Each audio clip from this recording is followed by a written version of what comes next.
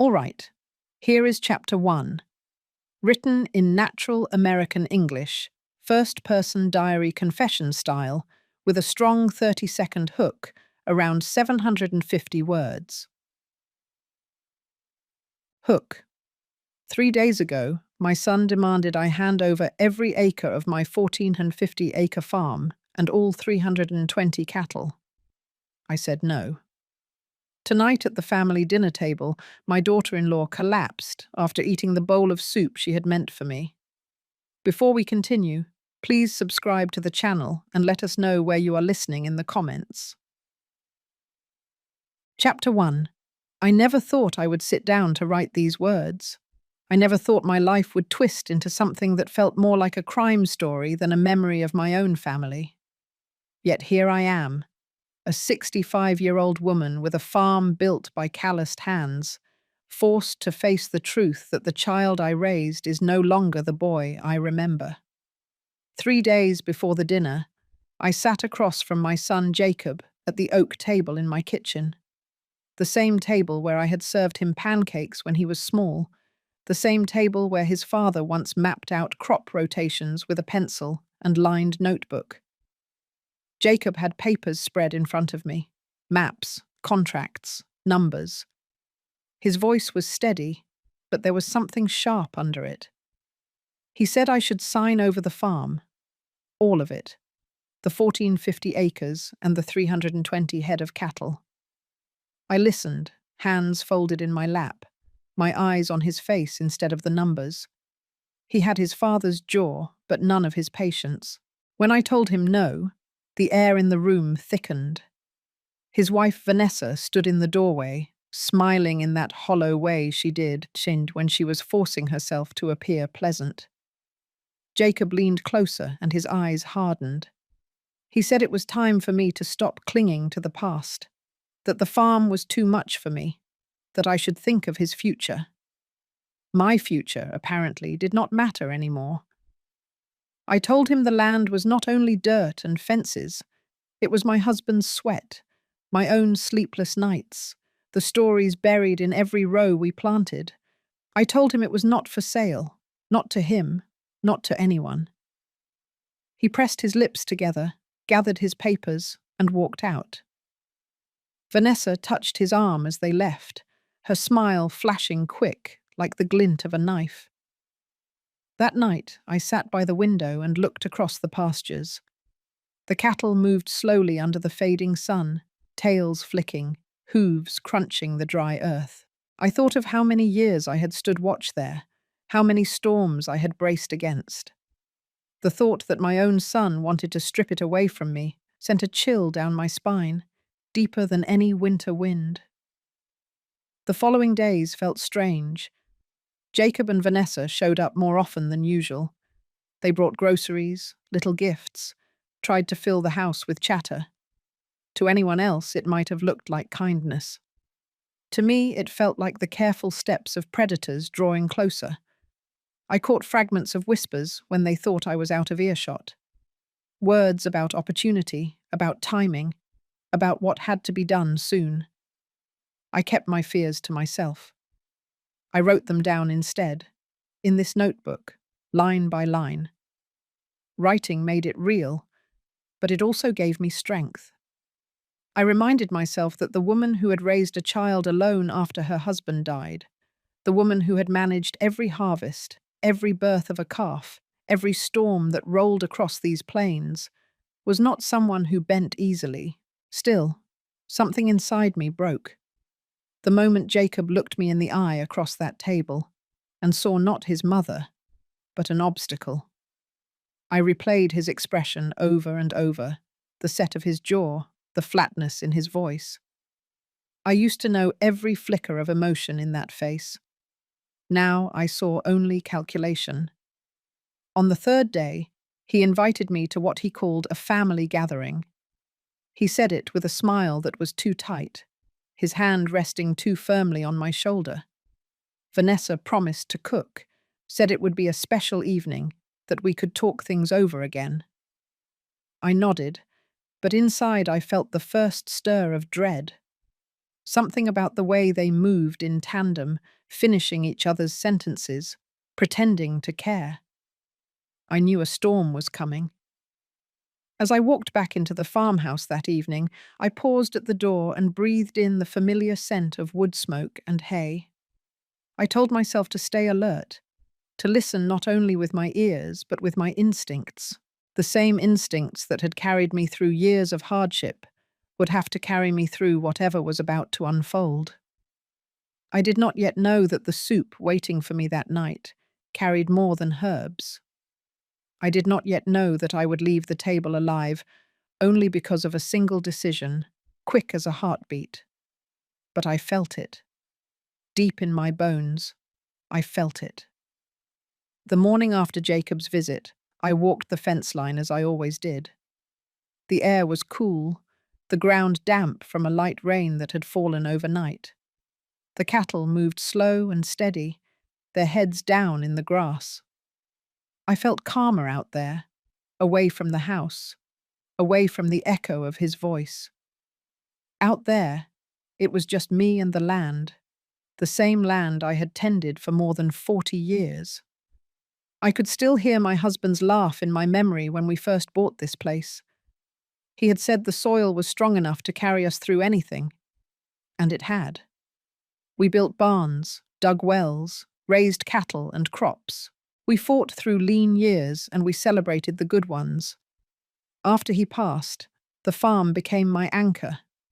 It was not only property, it was my identity, the proof that I could hold a family together no matter what storms came. That is what made Jacob's demand cut so deep. He did not see the years of sacrifice carved into these fields. He saw dollar signs. And Vanessa, with her polite smile and polished nails, saw opportunity. I was not blind to it. Every time she looked at me, I felt as if she were measuring my worth, calculating what I was worth alive and what I was worth gone. I tried to push those thoughts aside as I cleaned the stalls that morning. Work had always been my way of keeping balance. But even then, the silence around me felt heavier. The birdsong seemed distant, the breeze harsher. It was as if the farm itself knew trouble was closing in. Later that day, I went into town for supplies. The clerk at the feed store greeted me by name, as he always did. People in this town still treated me with respect. They remembered the years I donated beef to the school fundraiser, the times I volunteered at the harvest fair. They knew me as the woman who kept the farm alive when most would have given up. That kind of respect cannot be bought, and it cannot be signed away on a piece of paper. I thought about that as I drove home with the truck bed full of feed. Respect is earned, but greed can erase it in a heartbeat. Jacob had not earned this land, yet he wanted to claim it as if it were his right. The more I thought about it, the more I understood how far he might go. That evening, as the sun set, I sat in the living room with the old photo albums. I looked at pictures of Jacob as a boy, running barefoot through the pasture, climbing onto his father's shoulders.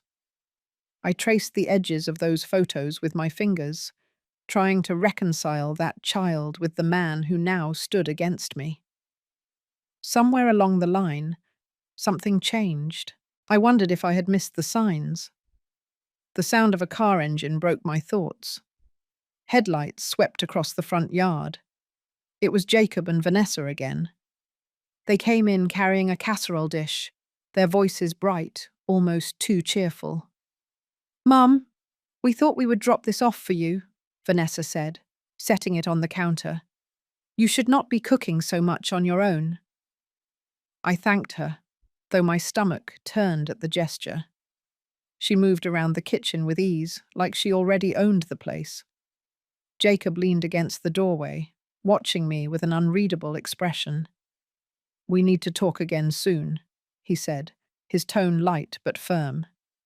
"You know this farm is too much for you alone. It is time to think about the future." I met his gaze and answered evenly. "The future of this land is not yours to decide." The air between us froze.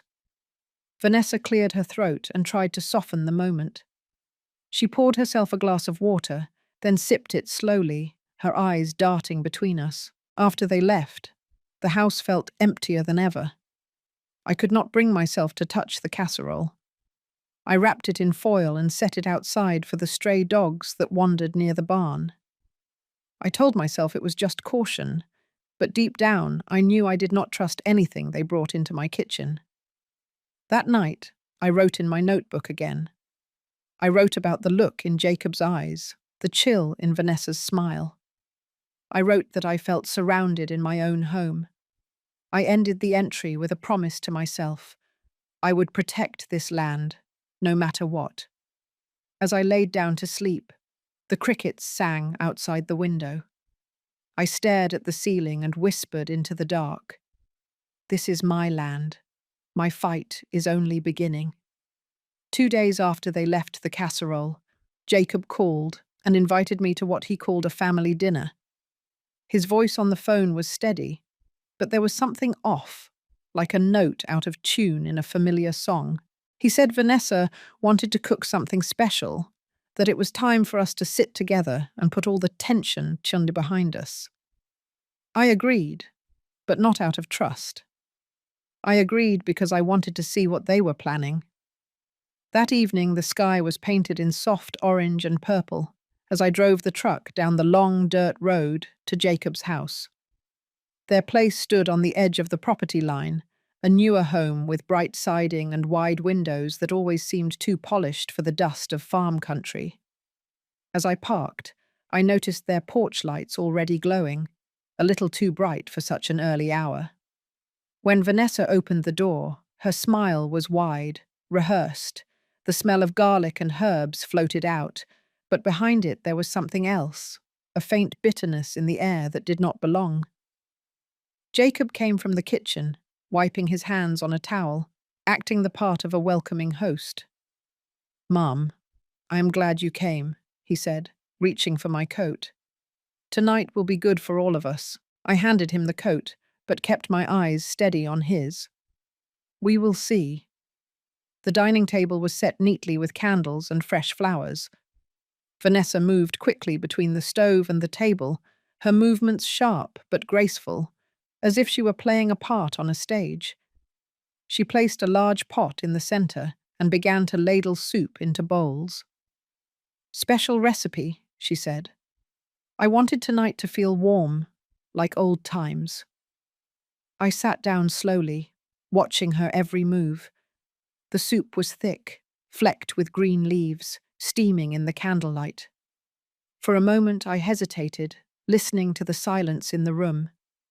Even the clock on the wall seemed to tick louder than usual. Jacob raised his glass. "To family, Chut," he said, his eyes fixed on me. "May we find a way forward." I lifted my glass, but did not drink. Instead, I studied the bowl in front of me. The scent was strong, earthy, but underneath it was a faint sweetness that reminded me of wilted flowers left too long in water. I had cooked with herbs my whole life, and I knew when something smelled wrong. I lowered my spoon back into the bowl and forced a smile. "Vanessa, it looks nice," I said, my voice calm. She smiled back, but her eyes flickered with something sharp, almost like a spark of fear. Jacob sipped his soup quickly, watching me out of the corner of his eye. He seemed restless, his fingers drumming lightly against the table. Vanessa kept glancing toward me, waiting, as though she needed to see me lift that spoon to my lips. I stirred the soup slowly, letting the steam rise. My instincts screamed at me. A voice inside whispered that this was not a meal, it was a test. I looked down at the bowl and then at Vanessa, who had just sat across from me. With one quiet motion, I slid my bowl a few inches forward and reached for hers. "Let me try from yours," I said lightly. "You always season it better." Her face froze for a split second before she forced another smile. "Of course, Mum." I pulled her bowl toward me and placed mine in front of her. The exchange was subtle, but in that silence it felt louder than thunder. Jacob's eyes widened for the briefest moment before he masked it with a laugh. We all began to eat. I took one careful sip from Vanessa's bowl, just enough to mask my suspicion. The flavor was bitter, almost metallic, nothing like food meant to comfort. My throat tightened, though not from the taste alone. I pushed the spoon down and folded my hands in my lap. Vanessa took her first spoonful from the bowl I had given her. She smiled, swallowed, then took another. The candles flickered, the air heavy with unspoken words. Jacob's gaze moved back and forth between us, his knuckles white around his glass. Minutes passed, long and slow. My heartbeat echoed in my ears. I watched as Vanessa shifted in her seat, her hand brushing her stomach. She tried to speak, but her voice caught. She pressed her lips together, her face paling. "Are you all right?" Jacob asked quickly, his voice cracking. Vanessa nodded weakly, but her eyes told the truth. She tried to reach for her water, spilling half of it onto the table. Her breathing grew shallow. I sat back, silent, my mind racing. The bowl in front of me steamed softly, untouched. The bowl in front of her was nearly empty. The bitter sweetness lingered in the air. Jacob stood suddenly, his chair scraping against the floor. "Vanessa!" His shout filled the house as she slumped sideways, her spoon clattering to the ground. I kept my hands folded tight, my face calm though inside my chest thundered. I knew in that moment what they had intended for me. The trap had closed, but not on the prey they expected. The candles flickered again, and the sound of Jacob's voice shook the walls. The dinner table, meant to be a place of family, had turned into the stage of betrayal, and I, the one they had planned to bury, was the only one still sitting upright in the glow of that false celebration. The house was quiet after the ambulance left. Jacob had followed them, his face twisted with panic, though I could not tell if it was for his wife or for the plan that had unraveled. I remained behind, alone at the table. The candles had burned low, their wax dripping onto the cloth, and the bowls still sat there, one nearly empty, the other untouched. My hands trembled as I gathered the dishes, not from fear, but from the weight of realization. I rinsed the bowls under cold water and stared at the swirl of broth circling the drain. I kept seeing Vanessa's pale face and the look in Jacob's eyes when she collapsed.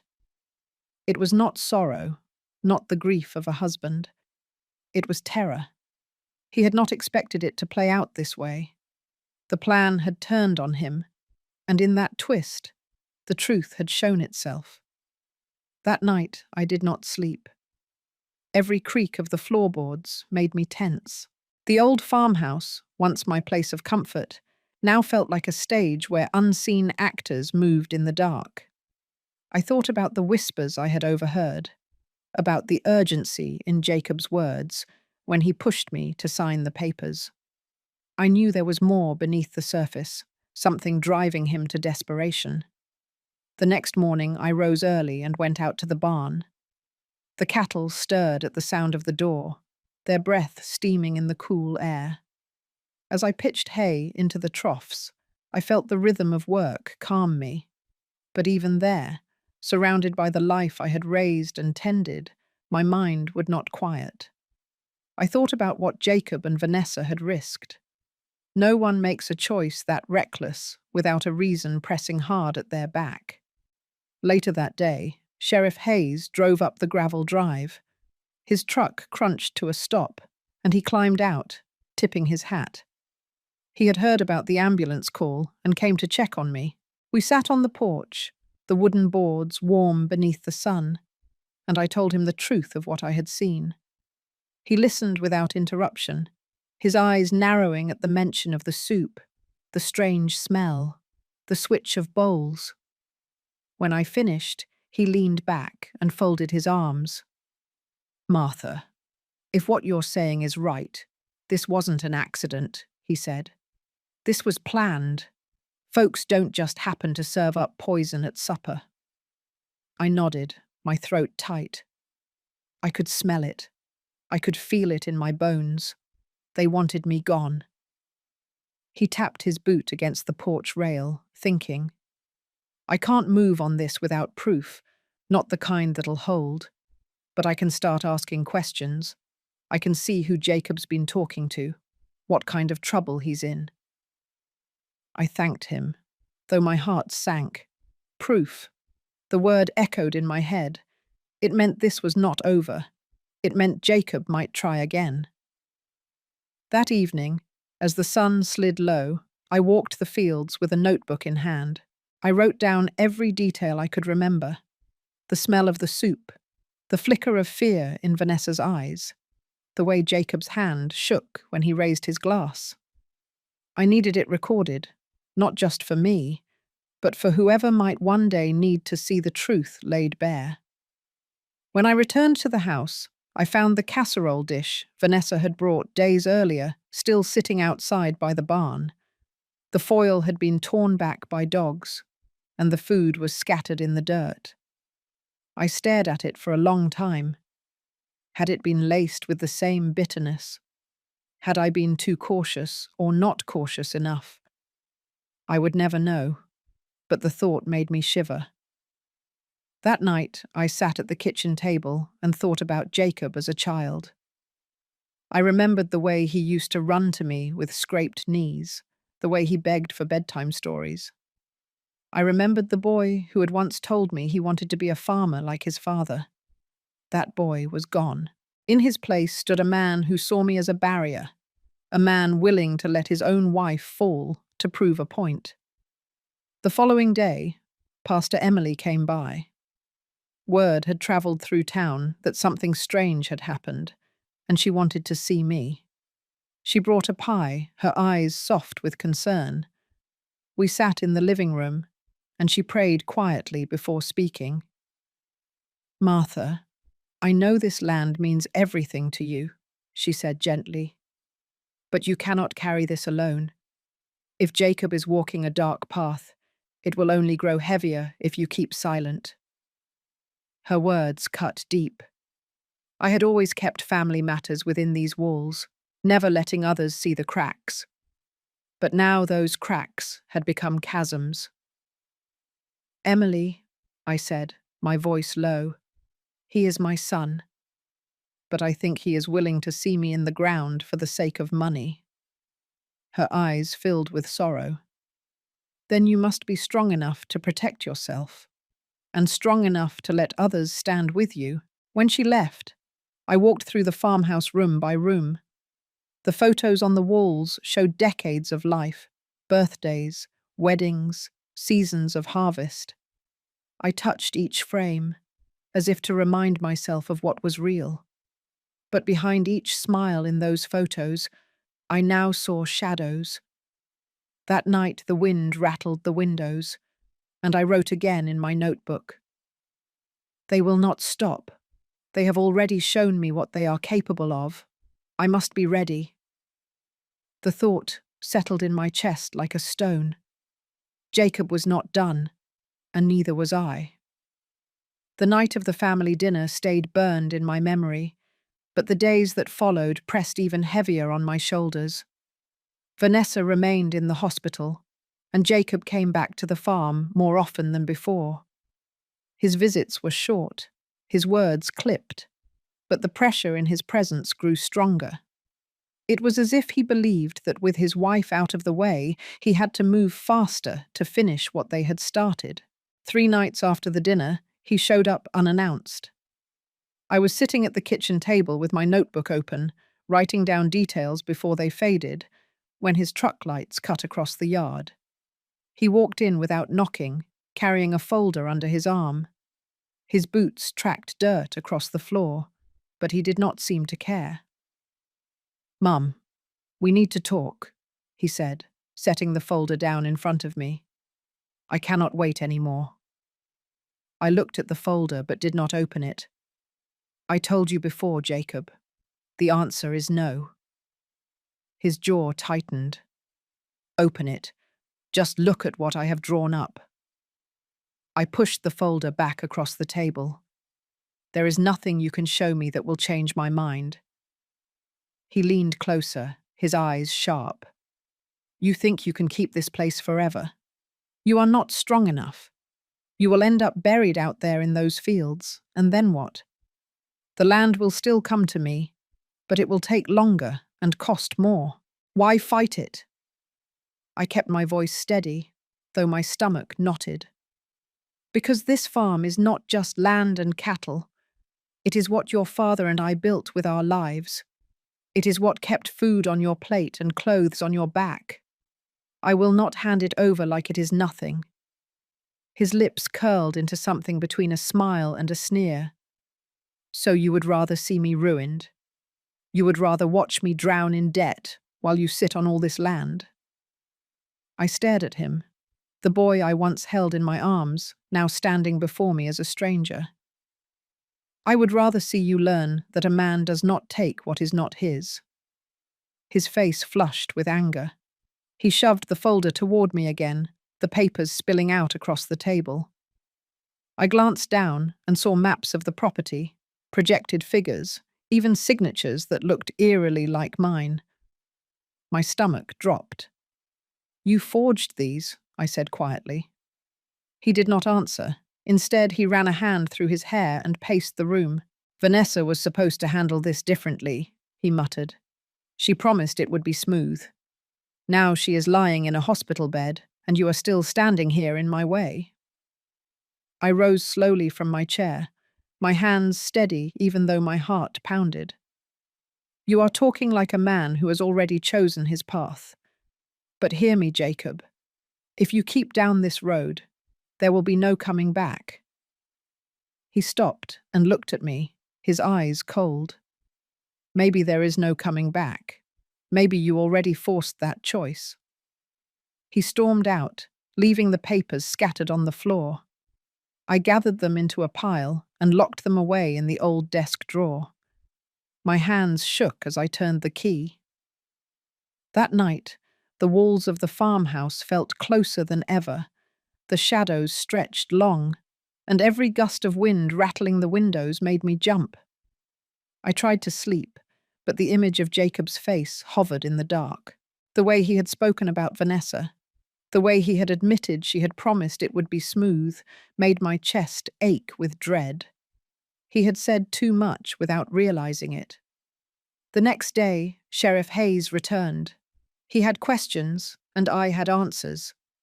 I showed him the forged papers, the maps, the signatures. He studied them carefully, his mouth set in a grim line. This is worse than I thought, he said. He is desperate, Martha. A man like that does not stop until something makes him stop. I nodded, the weight of those words pressing on me. Then I will have to be the one to stand in his way. Hayes put a hand on my shoulder. You are strong, but you should not face him alone. Let me do my job. I will keep digging. I will find out what debts he owes and who is pressing him. That will tell us how far he is willing to go. I thanked him, though I knew in my heart this fight was mine as much as it was his. That evening, Pastor Emily stopped by again. She found me in the barn, mending a broken latch on the stall door. She watched me for a while before speaking. You are carrying more than one person should, she said softly. I wiped my hands on my apron and met her eyes. It is my son, Emily. I cannot pretend I do not see what he has become. She stepped closer.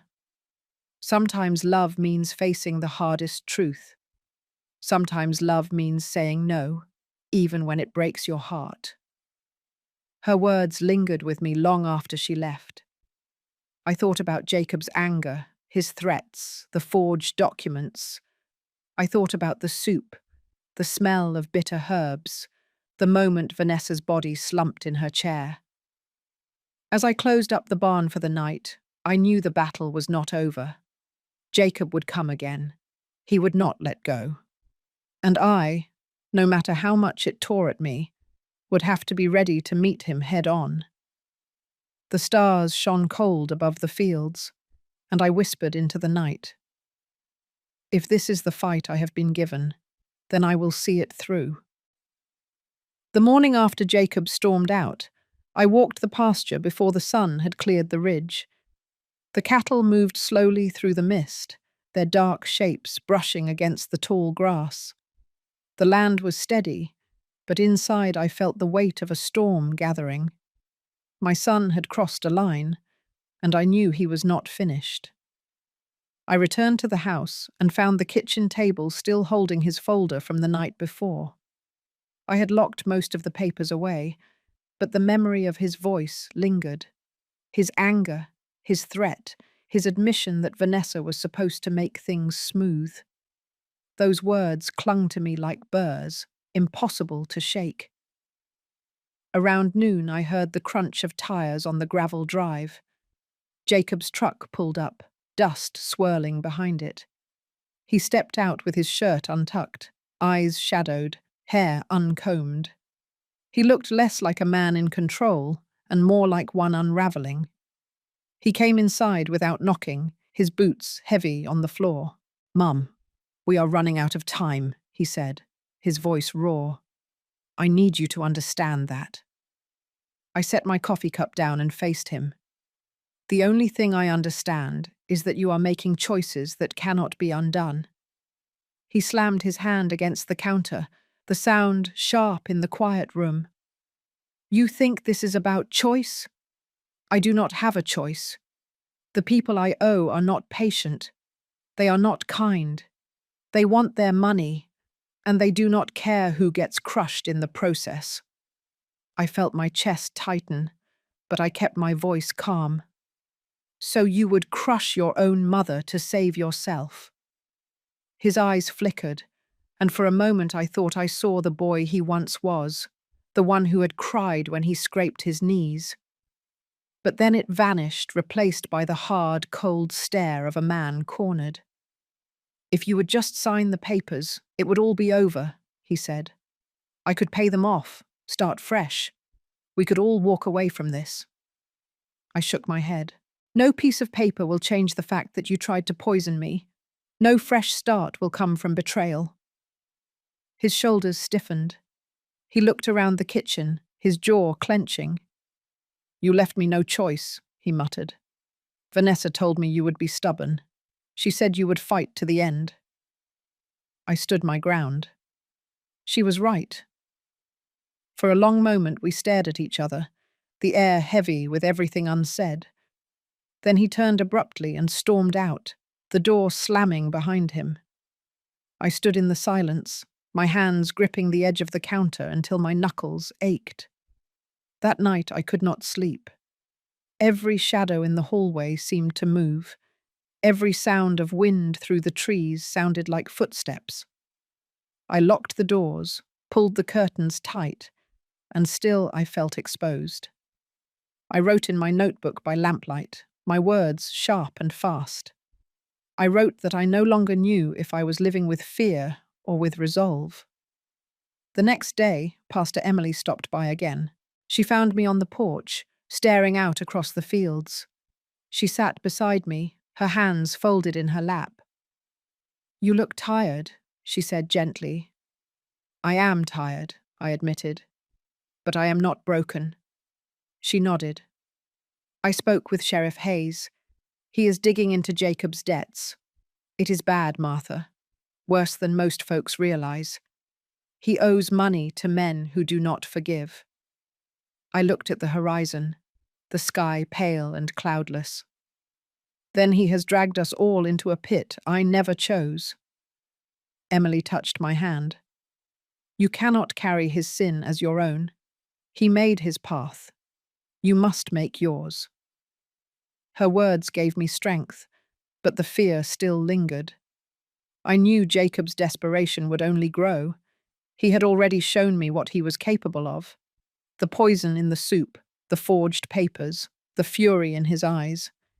He was a man driven by fear and greed, and that made him dangerous. That evening, I took steps I never thought I would. I packed a small bag with essentials and hid it near the back door. I checked the locks twice, then 3 times. I laid the shotgun across the table, the same one my husband once carried during coyote season. It was not in my nature to live this way, but I could not ignore the truth anymore. I sat in the living room, the lamplight flickering, and thought about the farm. Every corner of it held memories. Every acre carried the weight of years. To lose it to my son's greed would be worse than losing it to fire or drought. At least those were honest enemies. Late into the night, I heard a vehicle pass slow along the road. I held my breath until the sound faded. I wrote in my notebook again, my hand shaking. I am no longer safe in my own home. My son is not my son. He is something else now, something shaped by desperation. I closed the book and whispered into the stillness. If he comes again, I will not be caught unprepared. The house creaked in the dark, and the cattle lowed softly in the fields. My world had narrowed to survival. I had become a woman braced for the next strike, a mother standing in the path of her own child. 2 days passed after Jacob's last visit, and the silence felt heavier than any storm. I moved through the house with caution, listening for sounds that did not belong. The nights stretched long, and I sat awake with the lamp burning low, my notebook open in front of me. I kept writing, trying to hold on to reason when fear pressed too close. On the 3rd morning, Sheriff Hayes came back. His truck rattled up the drive, and I met him on the porch. His face was serious, the kind of serious that comes from holding back news a person does not want to share too quickly. He took off his hat, sat down across from me, and pulled a folded sheet of paper from his pocket. I did some digging, he said, his voice steady. Your son is in deeper than we thought. Jacob owes close to $800,000, not to the bank. To men who do not forgive late payments. The words hit me harder than a fist. I felt the air leave my chest, and I gripped the arm of the chair to steady myself. Hayes watched me closely, giving me a moment before continuing. I also spoke with a man in town who saw Jacob meeting strangers behind the mill, men who do not belong here. They were not shaking hands like friends. They were arguing. One of them shoved him hard against a wall. I would say his time is running out. I closed my eyes, seeing Jacob's face the night of the dinner, the way his hands had trembled around his glass. Desperation had already carved itself into his bones. What do I do with this, Sheriff? I asked quietly. He leaned forward. You protect yourself, and you keep your eyes open. Desperate men make reckless choices. If he thinks you stand between him and survival, he will not hesitate again. When he left, I stayed on the porch, staring out across the pasture. The cattle grazed slow and calm, unaware of the storms circling. My son's debts were bigger than I imagined. His greed had dragged him into a pit, and now he thought the only rope out was tied to me. That afternoon, I forced myself to search the house. I began in the pantry, moving jars and cans aside, looking for anything that felt wrong. On the highest shelf, I found a small tin pushed back into the corner. At first glance, it looked like oregano, but when I twisted the lid off, the smell hit me sharp and bitter. Not oregano. I tipped a bit into my palm and saw the dried leaves, crushed fine. Foxglove. My stomach turned. I set the tin down and stepped back, pressing a hand to my mouth.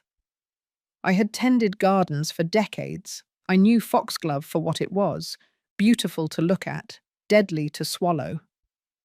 I carried the tin outside and waited until the sheriff returned the next morning. When I handed it to him, his jaw tightened. This is not cooking spice, he said. I know, I answered.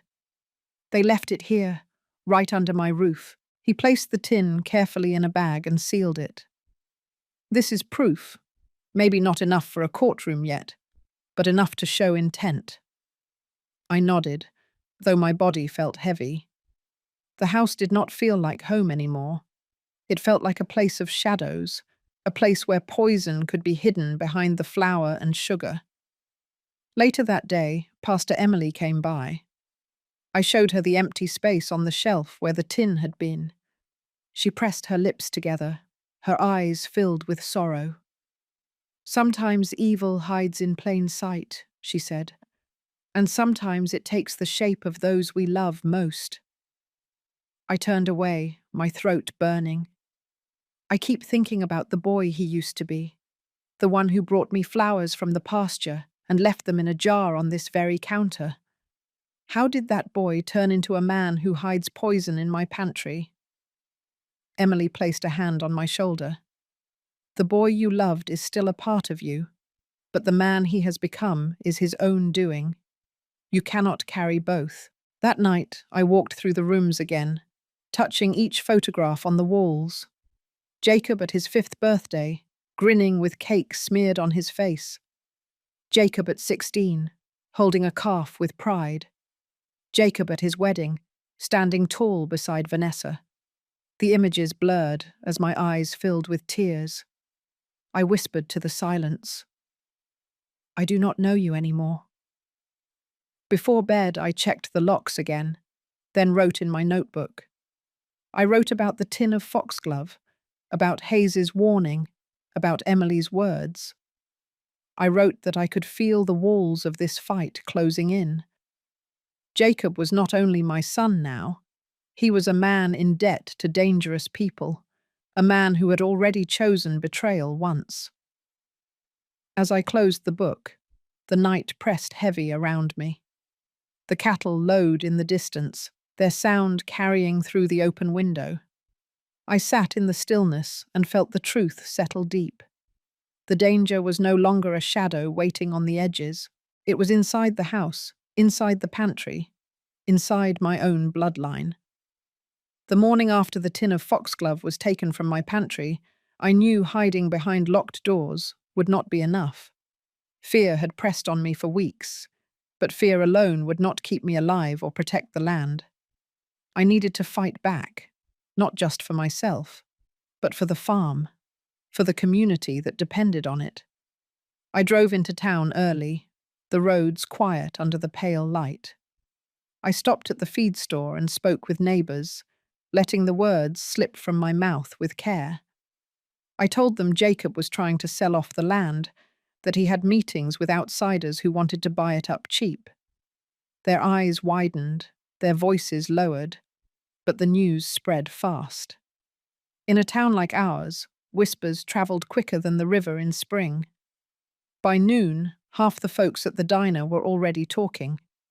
I heard my own words repeated back to me as I sat with a cup of coffee. Jacob's fixing to sell his mama's place, one man muttered. Another shook his head and said, that land has kept this town alive for years. If it goes, we all lose. I let them talk. It was not lies. Jacob had shown me the contracts. He was ready to carve up the soil like it was nothing but numbers on a page. But now the community knew, and their outrage was louder than any sermon. That afternoon, Pastor Emily called for a gathering at the church. People filled the wooden pews, their voices echoing under the high ceiling. I stood at the front with her by my side, my hands trembling slightly, but my voice steady as I told them what I knew. I spoke of the debt, of the strangers, of the plans to sell. I did not speak of poison. That was my burden to carry for now. But I told them enough to let them feel the danger creeping close. When I finished, the room buzzed with anger. Farmers slammed their hats against their knees, wives whispered to one another. Even the young ones, who had only heard stories of the hard years, looked shaken. Emily raised her hands to quiet the crowd. This farm is not just Martha's, she said firmly. It is part of all of us. We cannot stand by and watch greed strip it away. We must stand together. Her words lit a fire. Men and women came to me afterward, offering help, offering watchful eyes. They promised they would not let the land be stolen in silence. For the first time in weeks, I felt something stronger than fear. I felt the weight of community on my side. That evening, Jacob came storming into the yard. His face was flushed, his eyes wild. He knew. He had heard the whispers already.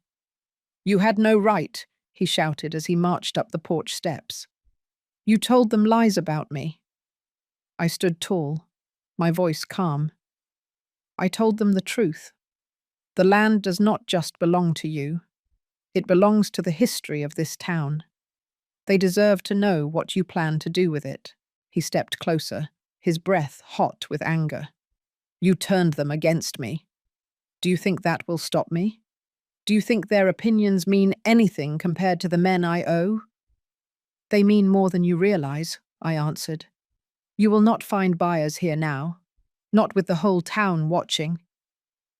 His hands clenched at his sides. For a moment I thought he might strike me, but he pulled back, shaking his head. "You have made a mistake," he hissed. "You are not protecting the farm. You are digging your own grave." I held his stare, my voice low. Better an honest grave than a poisoned legacy. He turned on his heel and stalked back to his truck.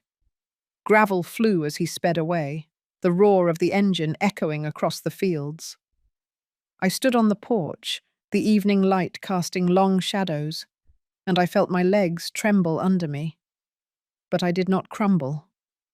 As night fell, I walked the fence line with a lantern. The cattle moved slow, their silhouettes dark against the starlit sky. The air was cool, the earth steady beneath my boots. I thought of the faces at the church, the voices that had risen in outrage. I thought of Emily's hand on my arm, steady and sure. For weeks I had carried this burden alone, but now it was shared. Jacob was not only fighting me anymore, he was fighting the whole community. That gave me strength. That gave me hope.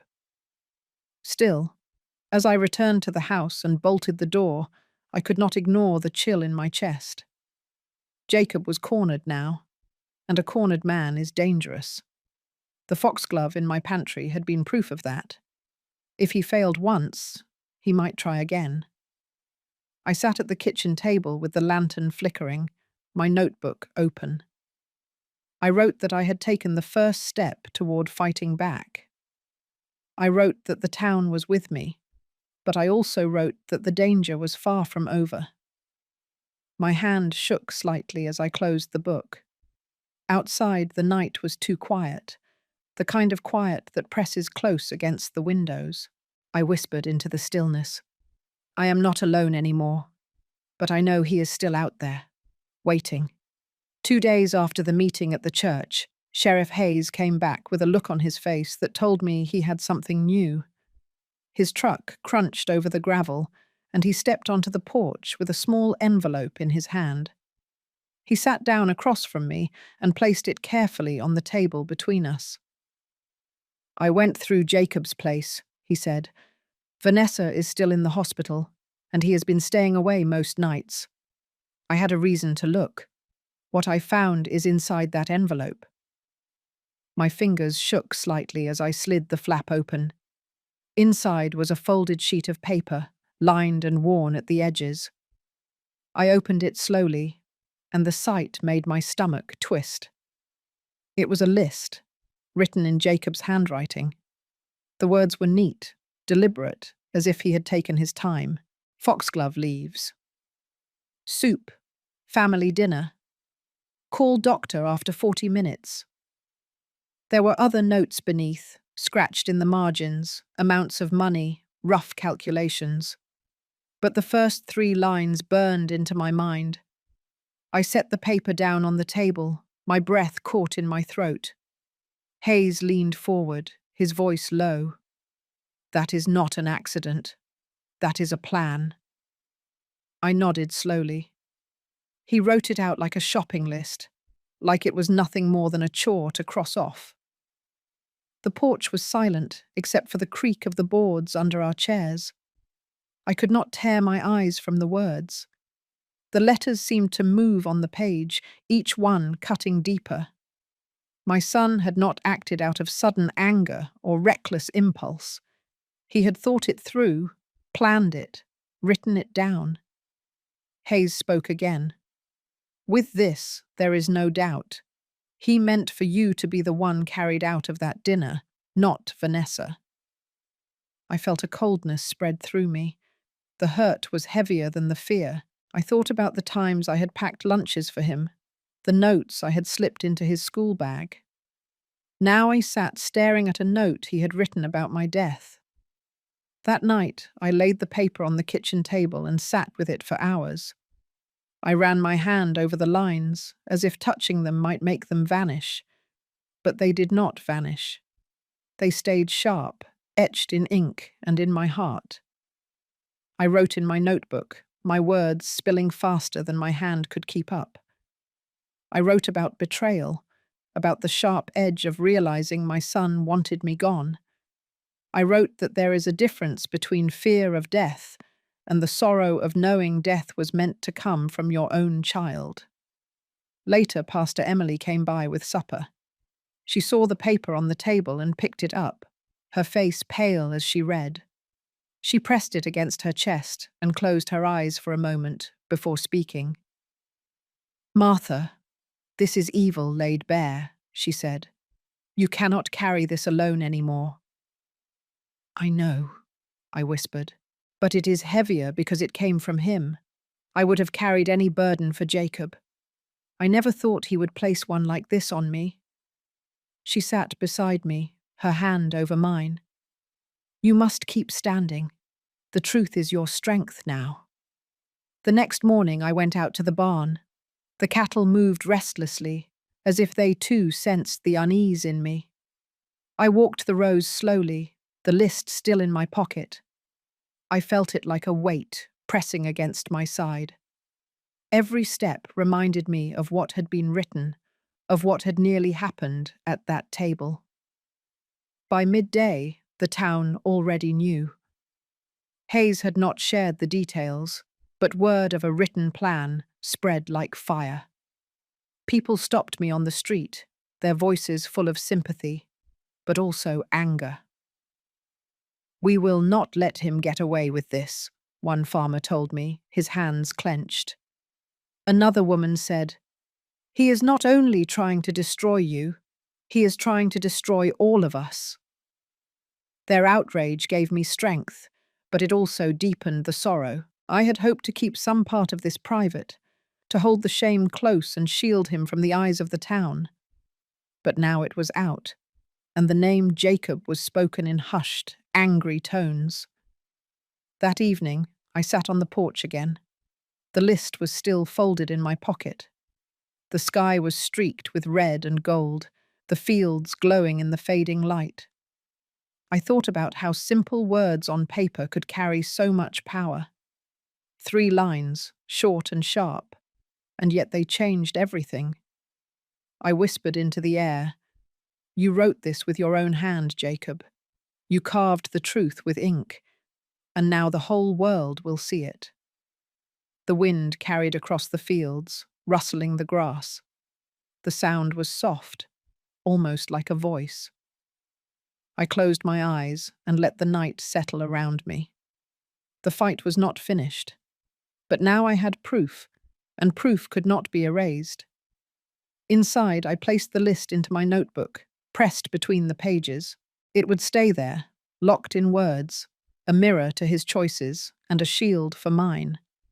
The list had already shown me the depth of Jacob's betrayal, but what came next cut even deeper. Sheriff Hayes came back one evening with something clenched in his hand. He walked into the kitchen with a grim expression and set a small flash drive on the table. "This came from a man who used to work with your son," he said. "He wanted to stay anonymous, but he thought you should hear it. I listened already. It is not easy." I stared at the flash drive for a long moment before nodding. Hayes plugged it into my old laptop, and the screen flickered as the recording began to play. At first, there was the faint sound of traffic in the background. Then Jacob's voice came clear, sharper than I had ever heard it. When she is gone, we can sell it all. The land, the cattle, everything. That is 4.7 million right there. We pay off the debt and walk away clean. My breath caught as I leaned closer. His tone was calm, certain, the voice of a man who had already settled the matter in his mind. Vanessa's voice followed, softer, coaxing. And if she resists too long, if she does not, go quietly? Jacob's reply came without hesitation.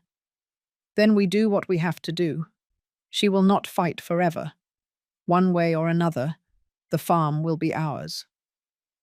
The recording ended with silence, but the words kept echoing in the room. My chest felt hollow, as if the air had been sucked out. I had suspected, I had feared, but to hear it in his own voice, cold and steady, was a wound I could not ignore. Hayes closed the laptop and looked at me. Now you understand the full picture. He does not just want control. He has already counted your life in his profits. I pressed my hand against the table to steady myself. 4.7 million. That is all I am to him now. The sheriff did not argue. He left the flash drive with me, telling me to keep it safe. When he drove away, the house was too quiet.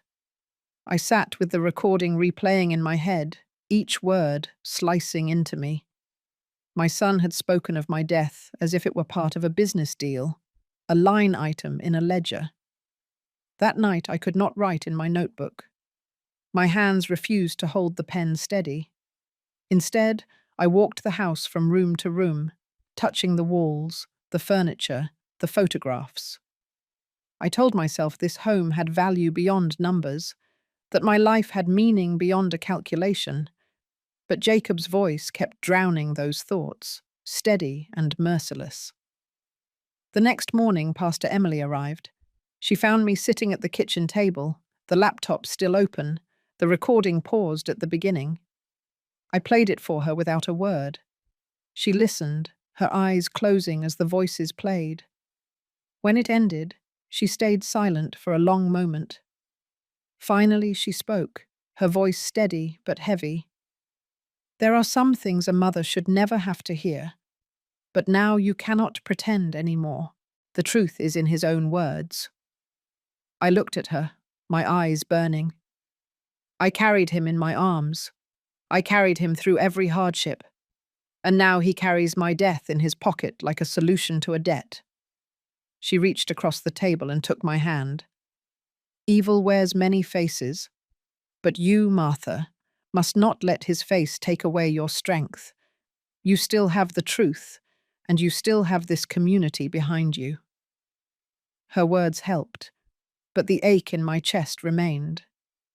I knew now that Jacob had already chosen his path. There was no confusion, no moment of weakness to explain it away. He had planned it, spoken it, embraced it. Later that day, I drove into town again.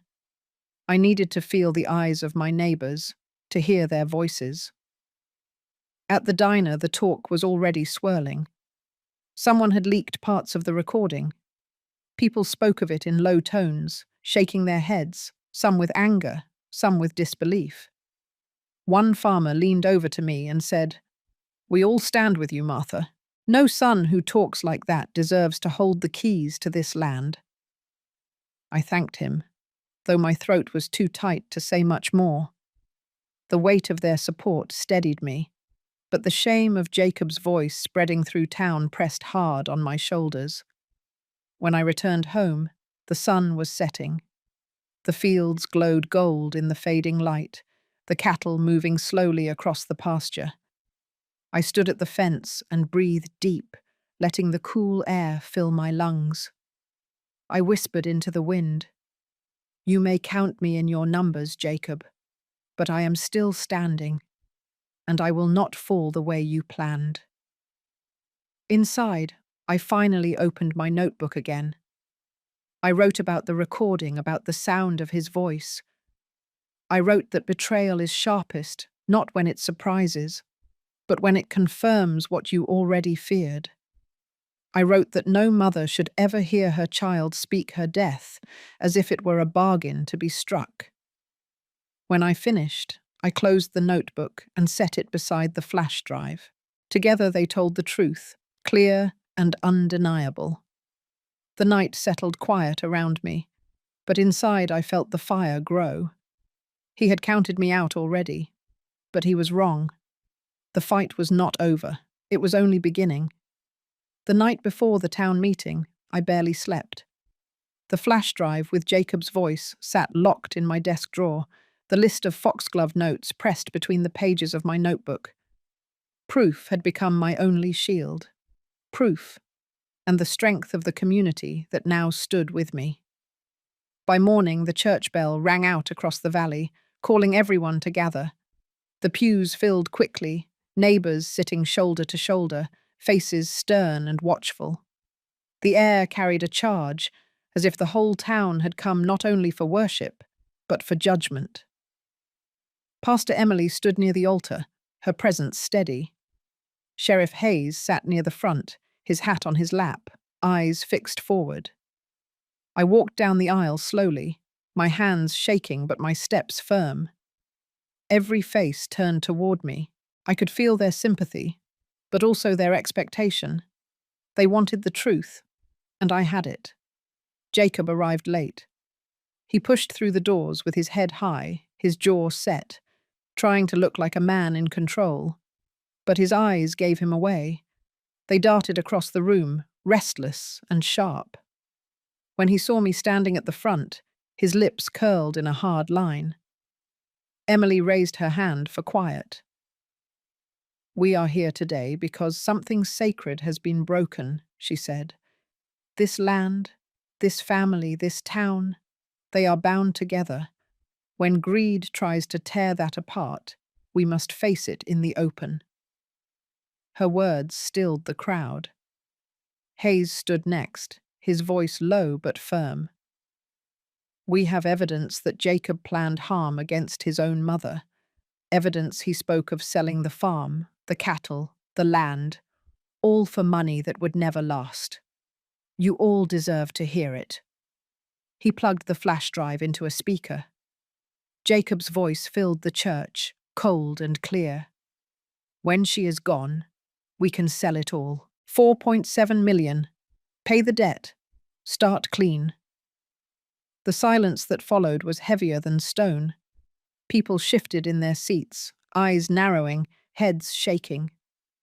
I turned toward Jacob, my voice steady, though my heart hammered. "Do you remember, Jacob? When you were a boy, you begged me to tell you stories before bed. Do you remember how you used to hold my hand when storms shook the windows?" "I do. I carried those memories like treasures, and now I carry this. You spoke of my death as if it were business, as if I were nothing more than a figure in your accounts." The words hung in the air. Jacob's face flushed, his hands clenched. "You think you can turn them against me with a few words?" he snapped. "You think they understand what it is like to owe men who do not forgive?" A farmer stood from the pews, his voice sharp. "We all know what it means to struggle, but none of us would poison our own blood for money." Others murmured agreement, some shaking their heads in anger. Jacob looked around, his control slipping. "You do not understand," he said, louder now. "She left me no choice. She kept everything for herself. She chose the land over me." I stepped forward, my voice cutting through his. "I chose honesty over greed. I chose survival over betrayal. You were my son, but you became something else the moment you plotted against me." His eyes met mine, wild and defiant. "Without that farm, I am nothing," he said. "With that farm, you have already become nothing," I answered. Because you sold the one thing no money can buy. You sold your own soul. The crowd erupted, voices rising in anger and disbelief. Hayes moved to Jacob's side, his hand firm on his shoulder. "That is enough," he said. "You will answer for this." Jacob tried to pull away, but the strength drained from him. He looked around the room, the weight of the stairs pressing in. For the first time, I saw fear in his eyes that had nothing to do with debts or strangers. It was the fear of being stripped bare before everyone he had once called his neighbours. Emily's voice rose over the noise. "This is a lesson for all of us. Greed can destroy families. It can poison love. But truth and community will always outlast the lies." The room quieted, the words settling deep. Hayes led Jacob down the aisle, his head bowed now, his steps uneven. People watched in silence, some with anger, some with sorrow. I stood at the front, my body trembling but my heart steady. I had faced my son and his betrayal in the open. I had laid bare the truth. The weight was heavy, but it was no longer mine alone to carry. As the church emptied, neighbours came to me, touching my arm, offering words of support. Emily stayed close, her hand warm on my shoulder. When the last of the crowd had gone, I sat in the quiet pews, staring at the altar. I whispered to myself, "The fight is not finished, but I am not afraid anymore." The sun streamed through the stained glass windows, casting colours across the floor. For the first time in many weeks, I let myself breathe deep. The worst had been spoken aloud, and once spoken, it could not be taken back. The church meeting had left me shaken, but it had also given me strength. The truth was no longer buried in whispers or hidden notes. It had been spoken in Jacob's own voice, and the community had heard it. Still, the days that followed were not simple. The weight of betrayal does not vanish when evidence is laid bare. It lingers, heavy and painful, until time and grace begin to soften it. Jacob was taken into custody, but the charges would take time. Sheriff Hayes explained that there would be a process, that the courts would decide the punishment. The law would have its say, but what mattered to me was that the danger was finally contained. For the first time in weeks, I slept through the night without waking at every sound. I went about my chores with a steady rhythm, feeding cattle, mending fences, walking the pasture in the early light. The land felt different now, as if it had endured the storm with me and stood stronger for it. Neighbours came by often, offering help, bringing meals, making sure I was not alone. Their presence was a reminder that while I had lost much, I had not lost everything. One afternoon, Pastor Emily came to sit with me on the porch. We watched the cattle graze in the distance, the sun warm on our faces. She spoke gently. "You did what needed to be done, Martha. You spoke the truth, and you stood firm. But the hardest part may be what comes after." I nodded, living with what remains. "Yes," she said. "You cannot erase what Jacob tried to do, but you can choose what you carry from it. Hatred will weigh you down. Forgiveness will not excuse his actions, but it will set you free." Her words lingered.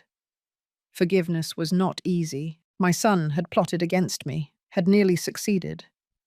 Yet in the quiet moments, I still remembered the boy he had been. I remembered the laughter, the hugs, the way his small hand once fit in mine. Those memories had not been erased by his betrayal. They remained, fragile and distant, but still mine to hold. A week later, I received word that Vanessa had recovered enough to speak. She wanted to see me. At first I resisted, but something inside urged me to go. I drove to the hospital, my hands tight on the steering wheel, unsure of what I would say.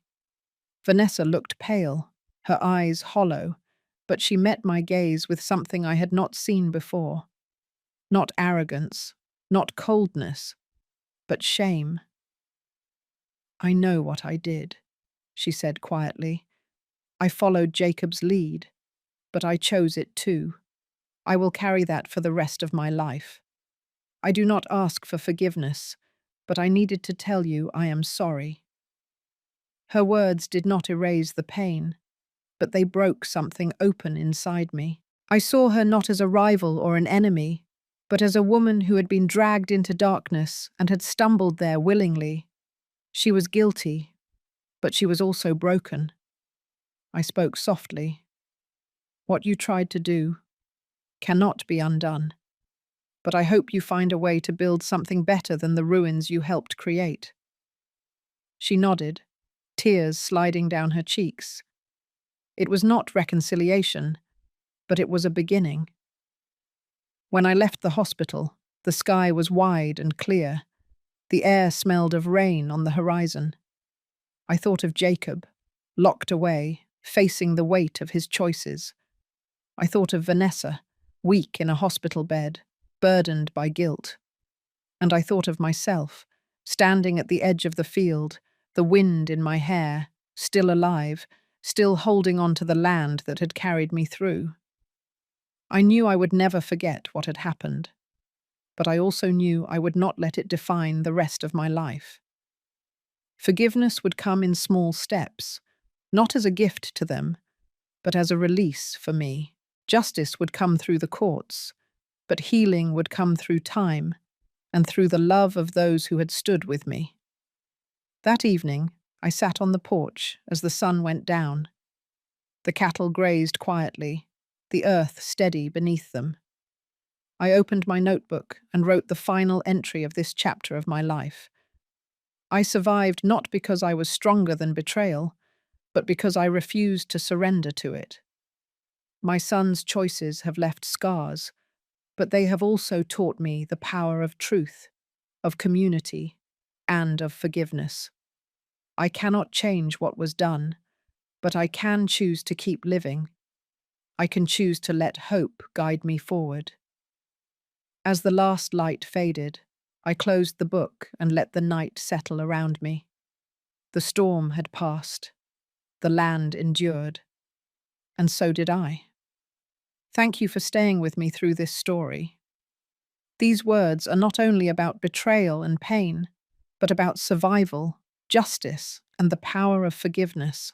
Life can break us, but it can also teach us where our strength truly lies. If this story touched you, share your thoughts in the comments.